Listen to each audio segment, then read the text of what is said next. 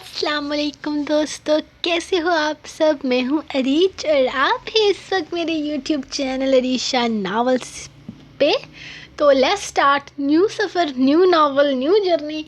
तो आज हमारे नए नावल की पहली एपिसोड स्टार्ट होगी। तो इस नावल पे आपने शो करना है अपना भरपूर प्यार और अच्छे अच्छे कमेंट्स करने हैं, लाइक करना है और बाकी बातें बाद में।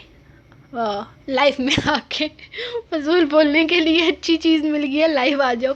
तो हम इंशाल्लाह फिर आएंगे लाइव और आपसे करेंगे खूब सारी बातें। तो लेट्स स्टार्ट आज की एपिसोड। बिस्मिल्लाहिर्रहमानिर्रहीम।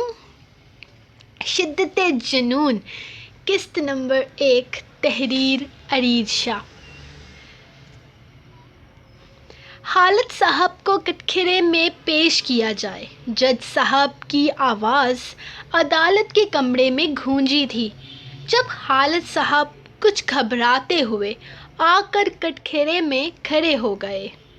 हालत साहब, आपको घबराने की या परेशान होने की ज़रूरत नहीं है। इस रात आपने जो कुछ देखा था बस वही आपने यहाँ अदालत में बताना है। आपके सामने कुरान पाक रखा गया है। इनके सामने कुरान पाक रखा गया था, जबकि वो कुरान पाक पर हाथ रखते हुए हाँ में सर हिला गए थे। अब आप बताइए कि आपने उस रात क्या देखा था और क्या यही लड़का था जिसे आपने उस लड़की का रेप करते हुए और फिर भागते हुए देखा। यही लड़का आपसे आकर टकराया था। इसने सामने खड़े लड़के की तरफ इशारा किया था जो बड़े मज़े से खड़ा इस बुड्ढे के कुछ बोलने का इंतज़ार कर रहा था। जी जनाब, दीवार फलांग यही लड़का वहाँ से भागा था। इस आदमी ने इसे देखते ही पहचान लिया था, जबकि अदालत के कमरे में अचानक सन्नाटा छा गया। बहुत अच्छे हालत साहब, बहुत शुक्रिया आपका। आप सच्चाई का साथ दे रहे हैं। आपको घबराने की या परेशान होने की ज़रूरत नहीं, वकील ने इन्हें दिलासा दिया था। जज साहब, हकीकत आपके सामने है। हालिद साहब इस वाक़ये के चश्मदीद गवाह हैं। उन्होंने कुरान पाक पर हाथ रख कर कसम खाई है और हकीकत बयान की है। यही वो लड़का है जिसे उन्होंने भागते हुए देखा था। रेशम का रेपिस्ट, इसी ने एक मासूम लड़की की ज़िंदगी तबाह की है। I object your honour. मेरे काबिल दोस्त बार बार मेरे मक्कल को रेपिस्ट साबित करने की कोशिश कर रहे हैं, हालांकि किसी के कहने से कुछ नहीं होता।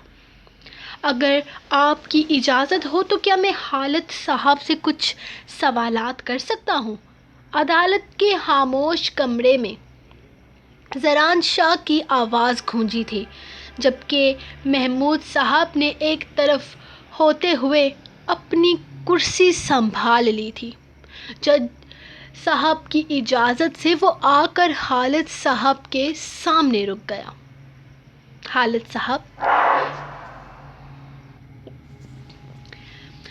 साहब, महमूद साहब के मुताबिक आप इस वाक़ये के चश्मदीद गवाह हैं, लेकिन क्या आप मुझे बता सकते हैं कि जब उस लड़की का रेप हुआ तब आप कहाँ पर थे। मैं अपने इलाके की गली नंबर F2 में था जब ये लड़का दीवार फलांग कर भागते हुए बाहर निकला और आकर मुझसे टकराया। अंधेरा था, लेकिन फिर भी मैं उसको पहचान सकता हूँ। हालिद साहब अपनी बात से मुकरे नहीं थे। नहीं हालिद साहब, आप मेरे सवाल का जवाब ठीक से नहीं दे रहे। मैंने कहा जब उस लड़की का रेप हुआ इस वक्त आप कहाँ पर थे। क्योंकि महमूद साहब के मुताबिक आप इस वाक़ये के चश्मदीद गवाह हैं। आपने अपनी आँखों से उस लड़की का रेप होते हुए देखा है और उस लड़के को रेप करते हुए देखा है। میں بھاگنے کی یا آپ سے ٹکرانے کی بات نہیں کر رہا، میں بات کر رہا ہوں اس واقعے کی۔ جناب آپ مجھے بس یہ بتائیے کہ کہاں پر ہوا ریپ، کون سی جگہ پر ہوا؟ یہ تو مجھے بھی پتہ چل گیا کہ آپ نے انہیں دیوار سے پھلانگتے ہوئے دیکھا گلی نمبر F2 میں، یہ اس وقت آپ سے ٹکرائے تھے، لیکن ریپ ہوتے کہاں دیکھا آپ نے؟ زران شاہ کے سوال پر وہ آدمی کچھ کنفیوز ہو کر سامنے کھڑے لڑکے کو دیکھنے لگا، جو اپنے چہرے پر فتح یاب مسکراہٹ سجائے اس کے اگلے جواب کا انتظار کر رہا تھا۔ نہیں دیکھا؟ ریپ کرتے ہوئے یقیناً آپ نے نہیں دیکھا ہوگا۔ ویسے وقت کیا تھا جب آپ اس گلی سے گزر رہے تھے؟ جناب تقریباً کوئی 9-10 بجے کا وقت رہا ہوگا۔ وہ کچھ سوچنے کے بعد بولے، 9 یا 10؟ وہ ان کی بات کاٹتے ہوئے کہنے لگا، میں تقریباً 8:30 بجے کے بعد اپنے آفس سے اٹھ کر گھر کے لیے روانہ ہو جاتا ہوں۔ بس مجھے 8:45 بجے کے قریب دوسری گلی میں اتارتی ہے اور 2 گلیاں چھوڑ کر میں تقریباً 9 بجے تک اس گلی میں پہنچ جاتا ہوں، لیکن اس دن میں لیٹ ہو گیا تھا بس۔ عدالت سے میری گزارش ہے کہ اس بات پر غور فرمایا جائے کہ ان جناب کی بس 8:45 بجے تک اس گلی کو گلی نمبر F5 میں چھوڑتی ہے اور اس کے بعد تقریباً 9 بجے تک یہ گلی نمبر F2 میں پہنچ جاتے ہیں، یعنی یہاں پر یہ لڑکا ان سے 9 بجے کے آس پاس ٹکرایا تھا، لیکن جو کہ کیس ہے اور جو رپورٹس ہمیں ملی ہیں اس کے مطابق لڑکی کا ریپ 10:15 بجے کے قریب ہوا ہے، جس کا مطلب ہے جناب خالد صاحب جھوٹ بول رہے ہیں اور عدالت کو گمراہ کرنے کی کوشش کر رہے ہیں۔ ابھی تک خالد صاحب کی بات مکمل ہی نہیں ہوئی تھی، محمود صاحب نے بولنے کی کوشش کی۔ خالد صاحب اپنے روز کی روٹین بتا رہے ہیں میرے قابل دوست محمود صاحب، اور ان کی روٹین کے مطابق ان کی ٹائمنگ 8:45 بجے سے لے کر 10:15 بجے کے بیچ میں ہے۔ اس دن کوئی معجزہ نہیں ہوا تھا کہ ان کی ٹائمنگ بدل گئی، یا ہو سکتا ہے ان کے پلاننگ کے مطابق انہوں نے اپنی ٹائمنگ بدل لی ہو، کیونکہ ایسا تو ہو نہیں سکتا کہ ان کو پہلے سے ہی پتہ ہو کہ آج ایک لڑکی کا ریپ ہونے والا ہے تو میں دیر سے جاؤں گا تاکہ میں اس کیس کا چشمدید گواہ بن سکوں۔ مطلب صاف ہے کہ خالد صاحب جھوٹ بولنے کی ناکام کوشش کر رہے ہیں اور میرے بے قصور موکل کو اس کیس میں پھنسانا چاہتے ہیں۔ حالانکہ حقیقت تو یہ ہے کہ گلی نمبر F2 میں میرے موکل کے بچپن کا دوست عارف صاحب رہتے ہیں، جن سے وہ اکثر ملاقات کرنے کے لیے ان کے علاقے میں جاتے ہیں۔ دیوار پھلانگنے والی بات جھوٹ ہے جو کہ انہوں نے خود اپنے پاس سے بنائی ہے۔ باقی اس کیس میں یقیناً انہیں لڑکی کی طرف سے اچھا خاصا رسپانس مل رہا ہے، کہیں آپ کی بھی تو سیٹنگ نہیں ہو گئی؟ اس عمر میں اس طرح کے شوق آپ کو زیب نہیں دیتے جناب؟ یا پھر اس کیس سے ملنے والے پیسوں کی ڈیل کر رکھی ہے آپ نے؟ استغفر اللہ، وہ میری بیٹی جیسی ہے۔ وہ چلا اٹھے تھے۔ چلائیے مت، اگر یہ بیٹی جیسی ہے تو پھر بیٹیاں کیسی ہیں یہ بھی بتا دیجیے عدالت کو، تاکہ آپ کی رنگین مزاج طبیعت کے بارے میں بھی ہم اندازہ لگا سکیں۔ اس کیس کے بارے میں بتاتا ہوں یور آنر۔ ایک امیر لڑکا جس کے پاس بہت پیسہ ہے، ایک امیر لڑکا جس کے پاس بہت پیسہ ہو، کوئی بھی غریب سے علاقے کی لڑکی اسے دیکھ کر حسین خواب تو سجاتی ہی ہے، اور میرے موکل عرفان صاحب بھی ایسے ہی شوق رکھتے ہیں۔ اکثر ملاقاتیں ہوتی تھی اور تحفوں کا سلسلہ بھی کافی وقت سے جاری تھا، جس کے ثبوت میں ابھی آپ کے سامنے پیش کر دیتا ہوں۔ میرے پاس اس وقت ان کے بینک اکاؤنٹ کی ڈیٹیل بھی موجود ہے۔ جتنی دفعہ وہ ان سے ملنے کے لیے آئی، انہوں نے پراپر ایک رقم کی ڈیمانڈ کی تھی، جو کسی اچھے اور شریف خاندان کی لڑکی تو کرنے سے رہی۔ انہیں اچھی خاصی رقم ملتی تھی ہر ملاقات کے ساتھ۔ اگر صاف الفاظ میں کہا جائے تو جن محترمہ کا ریپ ہوا ہے، اصل میں ان کا ریپ نہیں ہوا، ان کی مرضی کے مطابق ہی سب کچھ چل رہا تھا۔ لیکن اب آہستہ آہستہ میرے موکل عرفان صاحب کا انٹرسٹ ختم ہوتا جا رہا تھا، کیونکہ ایک پروسیکیوٹر میں زیادہ وقت تک انٹرسٹ کوئی نہیں دکھا سکتا۔ اس نے بڑا ہی سخت لفظ استعمال کیا تھا۔ ریشم کا جھکا سر مزید جھک گیا۔ وہ تنگ آ چکے تھے اس لڑکی کی روز روز کی ڈیمانڈ سے، جیسا کہ آپ اس پیپر میں موجود چیٹ سے بھی پڑھ سکتے ہیں۔ اس لیے انہوں نے اپنا دامن بچانا چاہا، جس کی بنا پر یہ کیس درج کیا گیا ہے۔ اس نے جج صاحب کے قریب کھڑے آدمی کو ایک اور فائل سے چند پیپرز نکال کر دیے تھے، جو یقیناً بینک ڈیٹیلز تھی اور چیٹس تھی۔ ریشم صاحبہ کی باڈی پر کسی طرح کے کوئی ریپ سمٹمز نہیں ہیں۔ کسی کے ساتھ ریپ کیا جائے تو اسے نوچا جاتا ہے، مارا جاتا ہے، لیکن ایسا کچھ بھی نہیں تھا، کیونکہ جو بھی ہوتا رہا ہے ان کی مرضی سے ہوتا رہا ہے۔ ایسے معاملات میں ہمیشہ مرد کو ہی قصوروار ٹھہرایا جاتا ہے۔ ان کی ہر ملاقات کی قیمت چکانے کے بعد بھی میرے موکل اب تک کسی گنہگار کی طرح کٹہرے میں کھڑے ہیں۔ ویسے ان کی چھوٹی بہن بھی ایسے شوق رکھتی ہے، کیونکہ یہ جو دوسرے پیجز پہ میں نے آپ کو دیے ہیں نا، اس میں ان کی بہن کا نمبر موجود ہے، جو کہ میرے موکل کو کالز کرتی رہی، ان سے ڈیمانڈ کرتی رہی اور ملاقات کی کوشش بھی جاری تھی۔ یقیناً اپنی بہن کو عیاشیاں کرتے دیکھ کر ان کا دل بھی کیا ہوگا کہ میں بھی ایک امیر آدمی پھنسا لیتی ہوں۔ ویسے بھی اس آدمی کا میری بہن سے انٹرسٹ ختم ہو چکا ہے، تو ہو سکتا ہے کہ وہ مجھ میں انٹرسٹ لینا شروع کر دے۔ اسی لیے انہوں نے بھی اپنی کوشش جاری رکھی۔ مولوی صاحب یقیناً اپنی بیٹیوں کی خواہشات کو پورا نہ کر پاتے ہوں گے۔ میں مزید اس کیس کے بارے میں اور کچھ نہیں کہنا چاہتا۔ بینک کی ساری ڈیٹیلز کے ساتھ میں آپ کو ان کی واٹس ایپ اور موبائل پر ہوئی چیٹس کے بھی پرنٹس دکھا چکا ہوں۔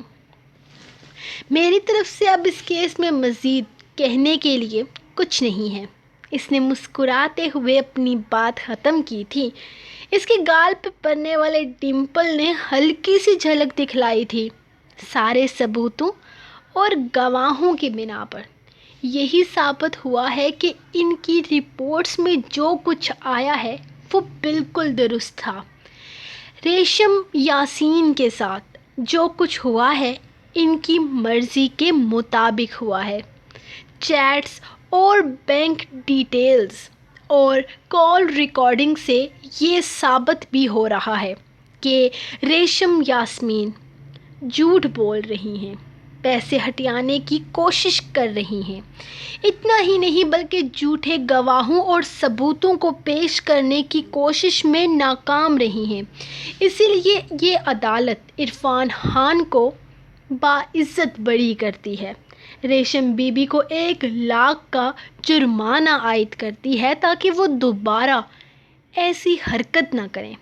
جج صاحب فیصلہ سناتے ہوئے عدالت ملتوی کر چکے تھے، جبکہ وہ پرسکون انداز میں اٹھ کر باہر نکل گیا تھا۔ بہت بہت مبارک ہو عرفان صاحب، اور پلیز دوبارہ ایسی حرکت مت کیجیے گا۔ میں ہر بار آپ کو بچانے نہیں آ سکتا، اور میری بینک ڈیٹیل آپ کے پاس موجود ہیں۔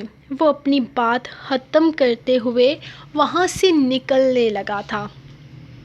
جی زران صاحب، آپ کی بینک ڈیٹیلز میرے پاس موجود ہیں اور آپ کی رقم بھی ابھی ٹرانسفر ہو جائے گی۔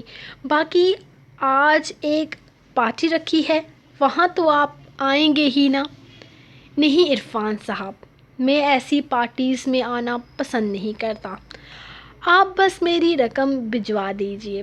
اور میں نے آپ کو اس زمین کے بارے میں کہا تھا، تو آپ نے کیا سوچا ہے اس بارے میں؟ ارے زمین بھی دلوا دیں گے آپ کو، آپ تو اپنے ہیں، بلکہ اب تو میں آپ کو یہ کہوں گا کہ آپ میرے باپ سے بھی زیادہ میرے اپنے ہیں، وہ کہکا لگاتے ہوئے بے شرمی سے بولا تھا، جبکہ زران سامنے عدالت کے کمرے سے نکلتی اجڑی ہوئی حالت میں اس لڑکی کو دیکھ رہا تھا جس نے اپنے بوڑھے باپ کو بڑی مشکل سے تھام رکھا تھا۔ ٹھیک ہے جناب، پھر ملاقات ہوگی، میرے خیال میں مجھے چلنا چاہیے۔ وہ گھڑی کی طرف دیکھتے ہوئے وہاں سے نکلنے لگا تھا، جبکہ عرفان نے پیچھے مڑ کر دیکھنے کی زحمت کیے بغیر ہی اپنے راستے الگ کر لیے تھے۔ مبارک ہو، کیس جیت گئے آپ۔ وہ اس کے سامنے سے گزرنے ہی والا تھا جب اس لڑکی نے کافی اونچی آواز میں اسے مبارکباد پیش کی۔ اس نے مڑ کر ایک نظر اس لڑکی کی آنکھوں میں چمکتے آنسوؤں کو دیکھا تھا۔ شکریہ، وہ کہتے ہوئے آگے بڑھنے ہی لگا تھا کہ جیسے اس کے قدم جکڑ سے گئے۔ اللہ کرے تمہیں بیٹی ہو زران شاہ، تم کسی کی بیٹی کا دکھ سمجھ پاؤ۔ تمہاری بہن تو نہیں ہوگی نا، ورنہ کسی کی بہن کے ساتھ ایسا کرتے؟ آج میری بیٹی کی جگہ تمہاری بہن ہوتی تو؟ نہ، میں بددعا نہیں دے رہا، ہرگز بددعا نہیں دے رہا۔ میں بس یہ چاہتا ہوں کہ اللہ پاک تمہیں بیٹی دے اور تم کسی کی بیٹی کی تکلیف کو سمجھ پاؤ۔ اللہ نہ کرے تمہاری بہن بیٹی پر یہ دن گزرے جو آج مجھ پر گزرا ہے، جو آج میری بیٹی پر گزرا ہے۔ کالا کوٹ پہن کر کتنے سکون سے تم نے میری بیٹی کے دامن پر کیچڑ اچھالا اور چلے گئے نا۔ میں بے بس ہوں، اللہ تمہیں یہ بے بسی دکھائے۔ ان جھوٹے ثبوتوں اور گواہوں کو بے نقاب نہیں کر سکتا۔ نہ ہی مجھ میں اتنی ہمت ہے کہ میں ان لوگوں سے لڑ سکوں، لیکن جو میری بیٹی کے ساتھ ہوا ہے، نہ خدا نہ کرے وہ تمہاری بیٹی کے ساتھ ہو، لیکن اللہ کرے کہ تم اپنی اولاد کے لیے تڑپو، تمہیں پتہ چلے کہ جب بات اولاد پر آتی ہے تب آپ پر کیا گزرتی ہے۔ ہو گیا، وہ اکتائے ہوئے انداز میں بولا تھا، جبکہ وہ شخص عجیب سی انداز میں مسکرایا تھا، شاید اس کی آنکھوں میں کچھ پڑھ کر وہ مزید اسے دیکھ نہیں پایا تھا۔ وہ اگلے ہی لمحے وہاں سے نکل گیا تھا، جبکہ اس شخص کی مسکراہٹ اب بھی برقرار تھی۔ ماشاءاللہ، سنتے ہو، کدھر ہو سارے؟ میرا زران ایک اور کیس جیت گیا ہے، یہ لو صدقے کے پیسے، باہر جا کر نہ کسی مستحق کو دے دو۔ یا اللہ تیرا لاکھ لاکھ شکر ہے، تو ایسے ہی میرے چاند کو دنیا اور آخرت میں کامیابی عطا فرما۔ امی باہر آتے ہوئے خوشی سے دادی کا ہاتھ تھامے ہوئے زران کو دعائیں دینے لگی تھی، جبکہ زہرش کے ساتھ ساتھ باریک بھی کمرے سے نکلتا آمین کہہ رہا تھا۔ یہ تو اچھی بات ہے دادی۔ وہ ابھی کچھ بول ہی رہا تھا جب عزا اور عبادت اندر داخل ہوئی۔ عبادت نے جیسے ہی چہرے سے نقاب ہٹایا تھا، کمرے میں بالکل خاموشی چھا گئی تھی۔ وہ اس خاموشی کا مطلب سمجھ نہیں پائی تھی، جبکہ ایک دوسرے کو دیکھ کر وہ کھلکھلا کر ہنسی تھی۔ دیکھ ابھی کیا دبدبا ہے میرے آنے کا۔ آتے ہی سب کو چپ لگ گئی۔ ایذا نے کھلکھلاتے ہوئے سلام کرتے اپنے کمرے کی راہ لی تھی، جبکہ عبادت بھی ہنستے ہوئے اس کے پیچھے کمرے میں چلی گئی۔ وہ دونوں ابھی ابھی کالج سے واپس آئی تھی۔ اس گھر میں زران کا ذکر بہت کم کیا جاتا تھا، خاص کر عبادت کے سامنے کوئی اس کا نام نہیں لیتا تھا۔ دادی، اب عبادت کے بارے میں ہمیں کچھ سوچنا چاہیے، بارق نے دادی کو صوفے پر بٹھاتے ہوئے کہا تھا، جبکہ وہ صرف خاموشی سے ہاں میں سر ہلا گئی تھی۔ پورے کمرے میں عجیب سی بدبو پھیلی ہوئی تھی۔ یہ کوئی نئی بات نہیں تھی، یہ روز ہی ہوتا تھا۔ ہاں، لیکن آج بدبو کا اثر ضرورت سے زیادہ ہو رہا تھا۔ مبشر نے ہر طرف نظر دہرائی تھی، پھر ناک پر اپنا رومال رکھتے ہوئے اس نے ڈرائیور کو اندر آنے کا اشارہ کیا تھا، جو اپنے ساتھ 4 اور ہٹے کٹے گارڈز کو بھی لے کر آیا تھا۔ ہاں بھائی، اٹھاؤ ان لوگوں کو اور عزت احترام کے ساتھ ان لوگوں کے گھروں کے دروازوں پر پھینکاؤ۔ میں ذرا دامیار صاحب کو ان کے کمرے میں چھوڑ کر آتا ہوں۔ وہ ان گارڈز کو کہتے ہوئے صوفے پر بے سود پڑے اس وجاہت کے شاہکار کی طرف بڑھا تھا، جسے دولت اور جائیداد اس کے ورثے میں دادا کی طرف سے ملی تھی، اور یہ وجاہت اور شاندار پرسنالٹی اس نے اپنے باپ سے چرائی تھی۔ اس کے باپ اور اس میں کوئی فرق نہ تھا۔ وہ بھی ایک عیاش انسان تھا جو ساری زندگی طوائفوں پر پیسہ پھینکتا آیا، اور یہ بھی ایک عیاش انسان تھا۔ فرق یہ تھا کہ اس کا باپ صرف طوائفوں اور بازاری عورتوں پر پیسے پھینکتا تھا، اور یہ اپنے دوستوں کو بھی دن رات عیاشیاں کرواتا تھا۔ اللہ پاک آپ کو ہدایت دے صاحب، وہ اسے سہارا دیتے ہوئے باہر کی طرف لے کر آیا تھا، لیکن اس سے پہلے اس نے پوری طرح سے اسے چیک کیا تھا کہ کہیں اس کے دوست ابرار کی طرح اس نے بھی ڈرگس لینا نہ شروع کر دی ہو۔ اسے بس یہی ڈر تھا۔ شراب وہ بہت چھوٹی عمر سے پی رہا تھا، اور مبشر کی کوشش تھی کہ وہ شراب سے آگے نہ بڑھ جائے۔ وہ اسے جتنا ان سب چیزوں سے بچانا چاہتا تھا، وہ اتنا ہی اس دلدل میں پھنستا چلا جا رہا تھا۔ پھر مبشر آواز اٹھانے کی اوقات کہاں رکھتا تھا؟ وہ تو نسلوں سے اس خاندان کا غلام تھا، اس کا دادا، اس کا باپ، اور اب وہ انہیں امیر زادوں کے آگے کام کرتے آیا تھا۔ لیکن نہ جانے کیوں اسے اس شخص سے دلی وابستگی تھی۔ اس نے اس کے ساتھ بچپن گزارا تھا، جوانی کی دہلیز پر قدم رکھا تھا، اس نے اس کا نمک کھایا تھا۔ وہ چاہ کر بھی اسے اس غلاظت سے دور نہیں کر سکتا تھا۔ ہاں، لیکن کوشش کرتا تھا کہ وہ بچ جائے اس گمراہی سے۔ ان سالوں کو وہ نشے میں ڈگمگاتے قدموں سے پیچھے کی طرف مڑا تھا، لیکن مبشر نے اسے چھوڑا نہیں تھا، بلکہ تھاما ہوا تھا، اسے اس کے کمرے میں لے جانے لگا۔ جی جناب، گارڈ عزت اور احترام سے انہیں ان کے گھر کے دروازے تک ڈراپ کر دیں گے، آپ فکر نہ کریں۔ وہ اسے زبردستی گھسیٹتے ہوئے بولا تھا، جبکہ وہ خاموشی سے اس کے کندھے پر سر رکھتا اس کے ساتھ اپنے کمرے کی طرف آ گیا تھا۔ اف اللہ، اتنی دیر لگا دی آپ نے آنے میں۔ اگر ابا جاگ جائیں نا تو یہیں کلاس لگ جائے گی آپ کی۔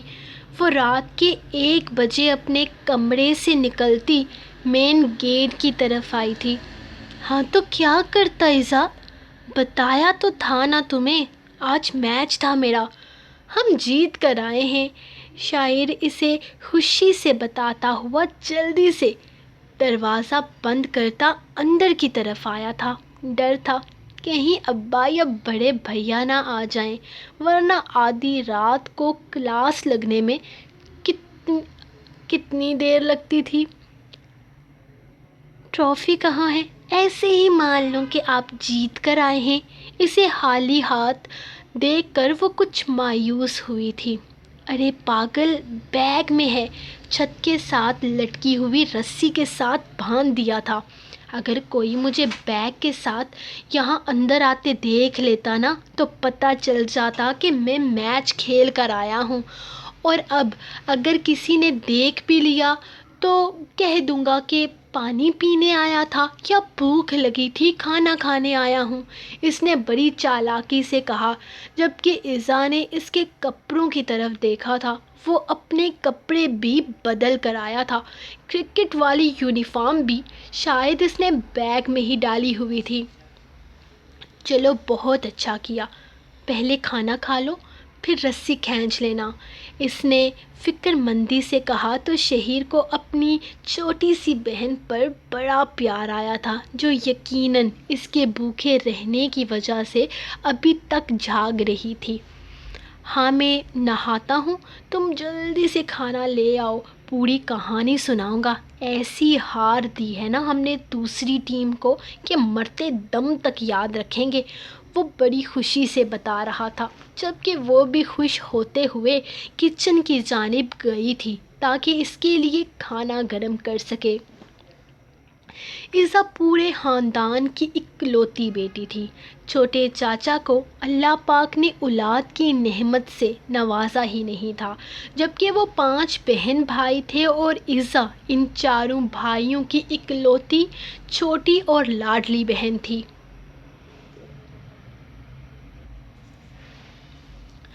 کیوں کروں میں آپ کے ساتھ یہ ڈیل؟ ذرا فائدے بتائیں، اور ایسا فائدہ بتائیے جو مجھے ہو، آپ کو نہیں۔ وہ کرسی سنبھالتے ہوئے سامنے کھڑے آدمی سے مخاطب ہوا تھا، جس کی عمر تقریباً 55 سے 60 کے بیچ میں تھی۔ دامیار شاہ، زیادہ فائدہ نہ سہی لیکن کچھ حد تک فائدہ آپ کو بھی ہے۔ اگر ہم یہ شیمپو کی ایڈ مارکیٹ میں لانچ کرتے ہیں تو آپ کی کمپنی سے اچھی خاصی پروموشن ملے گی، لیکن ہماری کمپنی اس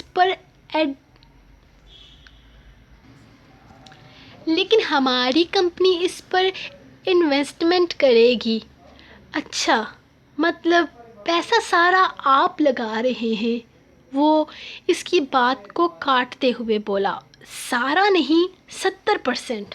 وہ آدمی سکون سے بولا تھا، جیسے اسے یقین ہو کہ یہ ڈیل سامنے بیٹھے اس بددماغ اور مغرور انسان کو پسند آئے گی۔ نامنظور! پروموشن بھی ہم کریں، پیسہ بھی ہم لگائیں تو پھر یہ شیمپو بھی ہم ہی بنا لیں گے۔ آپ کو اس میں کسی طرح کی زحمت کرنے کی ضرورت کیا ہے؟ وہ ہنستے ہوئے ڈیل کینسل کر رہا تھا۔ اس بزنس میں کم سے کم ہمیں ہر مہینے کروڑوں کا پروفٹ ہے۔ اس پروفٹ میں 30% آپ کا ہوگا اور 70% ہمارا۔ اور میں یقین سے کہہ سکتا ہوں کہ اس بزنس میں ہم محض 5 مہینوں کے اندر ہی لگائے گئے پیسے پورے کر لیں گے۔ دیکھیے، دراصل مجاہد صاحب، ماڈل کون سی لے رہے ہیں آپ؟ وہ اس کی بات کاٹتے ہوئے ذرا بیزار انداز میں بولا۔ سارا راجپوت، آپ کو پتہ ہے وہ پہلے بھی 4-5 ایڈز میں کام کر چکی ہیں اور کافی ٹیلنٹڈ ہیں۔ میں آپ کی کسی ٹائم پاس گرل فرینڈ کی بات نہیں کر رہا، ماڈل کی بات کر رہا ہوں جناب۔ اس ایڈ کے لیے اگر میں اپنا پیسہ لگاؤں گا تو کم سے کم سارا راجپوت میری پسند نہیں ہوگی۔ ٹھیک ہے تو آپ ڈیسائیڈ کر لیں۔ اگر آپ اس ایڈ کے لیے سارا کو ایکسیپٹ نہیں کر رہے تو ہم کوئی اور دیکھ لیں گے۔ سارا کہیں اور، میری کمپنی میں یہ لڑکی نہیں آئے گی۔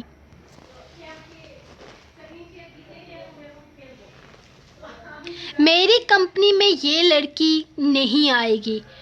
اور کوئی اور لڑکی کی بات کی جائے تو آج کل وہ کافی ہٹ جا رہی ہے، جس نے ابھی پیچھے ایک اور ایڈ میں کام کیا تھا۔ کیا نام تھا اس کا؟ وہ ہاتھ کی چٹکی بجاتے ہوئے سوچ رہا تھا۔ رابعہ انجم۔ سر وہ لڑکی تھوڑی دوسری ٹائپ کی ہے، وہ اس کی طرف دیکھتے ہوئے سمجھانے والے انداز میں بولا۔ دوسری ٹائپ کی ہے؟ اس نے اس کی بات دہراتے ہوئے سوالیہ انداز میں پوچھا۔ وہ کاسٹنگ کاؤچ کے چکر میں نہیں پڑتے۔ ہم کیا آپ کو اتنے بے رحم لگتے ہیں کہ ہم انہیں کاسٹنگ کاؤچ کے چکر میں ڈالیں گے؟ آپ بلائیں تو انہیں بتائیں دامیار شاہ میٹنگ کرنا چاہتا ہے اکیلے میں، وہ پرسکون انداز میں کہتا، سیٹ کی پشت کے ساتھ ٹیک لگا چکا تھا۔ ٹھیک ہے، میں پیغام پہنچاتا ہوں، لیکن کیا یہ ڈیل آپ تیار ہیں کرنے کے لیے؟ اس نے پھر سے پوچھا تھا جب دامیار نے ذرا سا چہرہ پھیر کر اس کی طرف دیکھا۔ رابعہ انجم جی پر ڈیپینڈ کرتا ہے۔ اگر وہ پسند آئی تو آپ کی آفر بھی پسند آئے گی۔ You can go now. وہ بات ختم کرتے ہوئے اپنے موبائل پر مصروف ہو گیا تھا، جبکہ وہ بھی ذرا نا امید سے اٹھ کر باہر نکلے تھے۔ انہیں پتہ تھا رابعہ انجم کے نہ تو اس طرح کے کوئی افیئرز ہیں اور نہ ہی وہ کبھی اس طرح کاسٹنگ کاؤچ کا چکر ہونے والی ہے، شکار ہونے والی ہے۔ اس کی طرف سے تو صاف انکار آنے والا تھا، مطلب صاف تھا کہ یہ ڈیل بھی انکار میں بدل چکی تھی۔ انہیں دامیار کی طرف سے زیادہ مدد کی ضرورت نہیں تھی، بس اس کی کمپنی ٹاپ پر تھی۔ جو بھی اس کی کمپنی کے ساتھ کام کرتا راتوں رات کامیابی کی سیڑھیاں چڑھنے لگتا تھا۔ بس اسی لیے وہ بھی یہاں اس سر پھرے نواب کے پاس آ گئے تھے، ورنہ ان کا کوئی ارادہ نہ تھا اس کے ساتھ کام کرنے کا۔ جس طرح کا وہ انسان تھا، مغرور، آوارہ، عیاش، وہ کبھی اپنی کمپنی کو اس کے رحم و کرم پر نہ چھوڑتے، لیکن اس وقت وہ مجبور تھے۔ انہیں اپنی کمپنی کو پروموٹ کرنا تھا اور اس وقت دامیار شاہ سے بہتر اور کوئی آپشن نہیں تھا۔ رات کو کہاں تھے تم شہیر؟ رات کے کھانے میں تم ہمارے ساتھ شامل نہیں تھے۔ کب واپسی ہوئی تھی تمہاری؟ ناشتے کی ٹیبل پر بیٹھے سب لوگوں کا دھیان بارک بھائی کی طرف چلا گیا تھا۔ جی بھیا، میں تو گھر پر ہی تھا، آ گیا تھا میں۔ جلدی آپ ایزا سے پوچھیں نا، بولنا میں جلدی آ گیا تھا نا، وہ اس کی طرف دیکھتے ہوئے بولا، جو کالج یونیفارم میں بالکل تیار بیٹھی ناشتے کی پلیٹ پر ایسی جھکی ہوئی تھی کہ اب کبھی نظریں نہیں اٹھائے گی۔ ہاں بھیا تو 10 بجے سے پہلے آ گئے تھے، میں نے ہی تو کھانا بھی دیا تھا۔ اللہ اللہ، سوری، کھانا کھاتے ہوئے جھوٹ بولنا بہت بڑا گناہ ہے، بلکہ جھوٹ بولنا ہی گناہ ہے، لیکن اب تو گناہ ہو گیا نا، معاف کر دیجیے گا۔ وہ دل ہی دل میں اللہ سے دعائیں مانگ رہی تھی۔ اچھا، تو مجھے ایسا کیوں لگا جیسے رات کو 1 بجے کے قریب کوئی دروازے پر تھا۔ انہوں نے گھور کر اس کی طرف دیکھا تھا۔ ہائے، کون ہو سکتا ہے دروازے پر رات 1 بجے؟ دادی امی نے گھبرا کر سینے پہ ہاتھ رکھا تھا۔ اللہ جی، دہشت گردوں کا زمانہ ہے، کب کوئی کیا کر دے پتہ ہی نہیں چلتا۔ دادی امی کا تو دل بیٹھے بیٹھے ہی دھڑکنے لگا تھا۔ کوئی کچھ نہیں کرتا دادی امی، آپ آج کے زمانے کی عورت ہیں، ذرا سی بات پر گھبرا کر دل نہ تھام لیا کریں۔ اور بھیا کو غلط فہمی ہو گئی ہوگی۔ زبر نے شہیر کا اشارہ سمجھ کر فوراً بیچ میں کودنا ضروری سمجھا تھا، جبکہ ایسا بہت کم ہوتا تھا کہ زبر کھانے کے دوران کسی اور چیز پر توجہ دے۔ وہ خاندان بھر میں سب سے زیادہ اکڑو اور غصے والا مشہور تھا۔ بھوک کا انتہائی کچا پورا شہر اسے ظالم اور جابر سب انسپکٹر زبر شاہ کے نام سے جانتا تھا۔ ارے بیٹا، مجھے تو ڈر ہی لگا رہتا ہے، بس اللہ پاک سب کو اپنے حفظ و ایمان میں رکھے۔ وہ دعائیں مانگ رہی تھی جبکہ باقی سب کے چہروں پر مسکراہٹ تھی۔ زبیدہ خانم اپنے ماں باپ کی اکلوتی بیٹی تھی۔ بے تحاشا خوبصورت ہونے کی وجہ سے مظہر شاہ کا دل ان پر آ گیا تھا۔ گھر رشتہ بھیجا تو مظفر شاہ کی زندگی کے بارے میں جان کر ان کے گھر کی طرف سے صاف انکار ہو گیا تھا۔ مظفر شاہ نے اس بات کو اپنی انا کا مسئلہ بنا لیا اور ان کے گھر والوں کو تنگ کرنے لگے۔ حالات اتنے خراب ہو گئے کہ مجبور ہو کر انہیں زبیدہ کا رشتہ مظفر شاہ کو دینا پڑ گیا۔ زبیدہ نے بھی قسمت کا لکھا سمجھ کر مظفر کا ساتھ قبول کر لیا، لیکن اس کی عیاشیاں اور آوارہ گردیاں دن بدن بڑھتی چلی گئی۔ آئے دن شراب نوشی کرنا، اپنے ہی گھر کو کوٹھا بنا کر آدھی رات کو آوارہ بدچلن عورتوں کو نچانا، ان پر پیسہ لٹانا اس کا پسندیدہ کام تھا۔ جتنا حوصلہ اور برداشت ان میں تھی تب تک وہ برداشت کرتی رہی، لیکن پھر آخر بیٹے کی پیدائش پر انہوں نے شوہر کو یہ سارے کام کرنے سے منع کیا۔ لیکن اسے تو اپنی آزادی بے حد عزیز تھی۔ وہ زبیدہ کو آئے دن مارنے پیٹنے لگا۔ آخر تنگ آ کر زبیدہ ایک دن بنا انہیں کچھ بھی بتائے ان کے گھر سے نکل کر اپنے مائی باپ کے در پر لوٹ آئی۔ مظفر کے غصے کی کوئی انتہا نہ رہی تھی۔ وہ شراب کے نشے میں ان کے گھر آیا اور ان پر بے بنیاد الزام لگائے، یہاں تک کہ یہ بھی کہہ دیا کہ وہ اپنے کسی عاشق کے ساتھ بھاگ کر یہاں آئی ہے۔ وہ جیسا خود تھا، اس نے زبیدہ کے لیے بھی وہی زبان استعمال کی تھی۔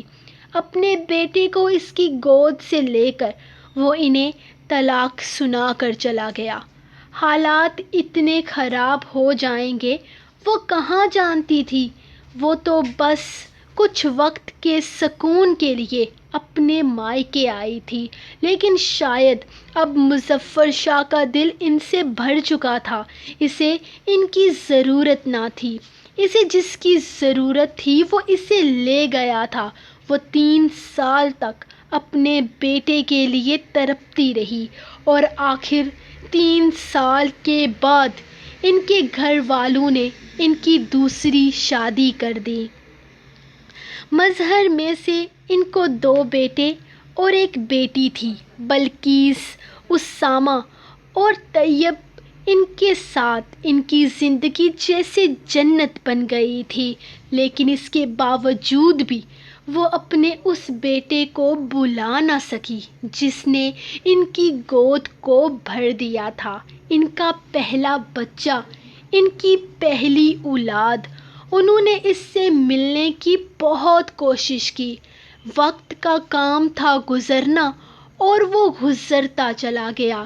مظہر نے کبھی انہیں مرتضیٰ سے ملنے نہ دیا، اور جب 17 سال کی عمر میں انہوں نے اپنے بیٹے کو نظر بر کر دیکھا تو انہیں اندازہ ہوا کہ وہ ان کا بیٹا تھا ہی نہیں، وہ اپنے آوارہ عیاش باپ کی طرح تھا، بلکہ اس سے بھی 4 قدم آگے تھا۔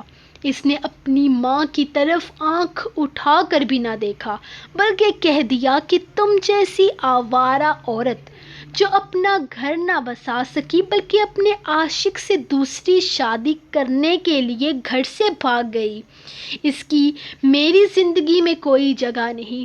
تم میری ماں نہیں، ایک گالی ہو، اور میں کسی گالی کو اپنی ماں نہیں کہہ سکتا۔ یہ الفاظ تھے یا خنجر جو ان کے دل کو زخم کر گئے۔ وہ خاموشی سے لوٹ آئی تھی اپنی جنت میں۔ کچھ عرصے بعد انہیں مظفر کی موت کی خبر ملی تھی۔ ان کو نہ تو کوئی افسوس تھا اور نہ ہی کوئی خوشی، ہاں لیکن دھرتی کا بوجھ کم ہو گیا تھا۔ لیکن 32 برس کی عمر میں جوان جہان مرتضیٰ کی موت نے انہیں ہلا کر رکھ دیا تھا۔ اس کا بیٹا بھی خاموشی سے انہیں چھوڑ کر چلا گیا۔ پتہ تھا تو صرف اتنا کہ مرتضیٰ کا ایک بیٹا تھا، دامیار شاہ، جو یقیناً اسی کے نقش و قدم پر چل رہا ہوگا۔ یقیناً وہ بھی ان سے نفرت کرتا ہوگا، آخر وہ تو نسلوں سے ان سے نفرت کرتے آئے تھے، لیکن انہیں تو دامیار شاہ سے محبت تھی کیونکہ وہ ان کے بیٹے کا خون تھا۔ بے شک ان کے بیٹے نے ایک طوائف سے نکاح کر کے ہی اسے پیدا کیا تھا۔ سو گائز فائنلی یار مک گئی یار، بہت لمبی قسطیں میرے سے نہیں پڑھی جاتی، دیکھو میں نے پھر بھی پڑھ لی ہے، اور میں ایک ہی دیا کروں گی کیونکہ میں نے دیکھا ہے کہ آپ سب لوگ کہتے ہیں کہ ایک ایزیلی ڈاؤن لوڈ ہو جاتی ہے، 2 ڈاؤن لوڈ کرنے میں اب بڑا مسئلہ پیش آتا ہے، تو میں ایک ہی دیا کروں گی یار۔ دیکھو میں نے کہا تھا میں ریکارڈنگ نہیں کروں گی، لیکن میں نے پھر بھی آپ لوگوں کے لیے اس پوری ایپیسوڈ کو ریکارڈ کیا، اور قسم سے مجھے ریکارڈنگ بالکل بھی کرنا پسند نہیں ہے، لیکن میں پھر بھی کروں گی کیونکہ کچھ لوگوں نے کہا ہے کہ ہمیں نظر کا مسئلہ ہے، اور کچھ لوگوں نے کہا ہے کہ ہمیں اردو پڑھنی نہیں آتی، تو ہمارا کیا ہوگا؟ تو بس آپ لوگوں کے لیے آپ کی رائٹر کر رہی ہے ریکارڈنگ، اور انشاءاللہ یہ ناول بھی پورا ریکارڈ کروں گی، اگلا بھی کروں گی، اس سے اگلا بھی کروں گی، اس سے بھی اگلا بھی کروں گی، جب تک جان ہے تب تک کروں گی۔ تو یقیناً آپ کو پہلی قسط پسند آئی ہوگی، مجھے کامنٹ سیکشن میں بتائیے کہ پہلی قسط کیسی لگی، اور کس کا کردار بہت برا لگا، کس کا کردار بہت اچھا لگا۔ تو میں انتظار کروں گی آپ کے کامنٹس کا انشاءاللہ تعالی۔ تو ملوں گی آپ کو میں نیکسٹ ایپیسوڈ میں کل رات 9 بجے، تب تک لیے اپنی رائٹ کو دیں اجازت، اور دعاؤں میں یاد رکھیں۔ اللہ حافظ۔